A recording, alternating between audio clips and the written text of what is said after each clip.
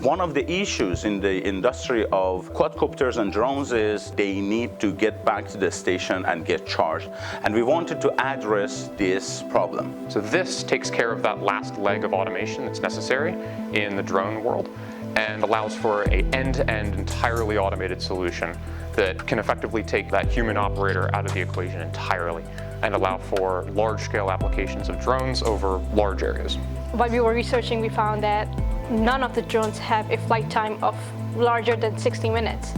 And that is very detrimental when we go in a large space. For example, look to agriculture industry. In order to have a drone to be able to go further and further without coming back to the station, it's important to be able to charge that drone batteries again and again.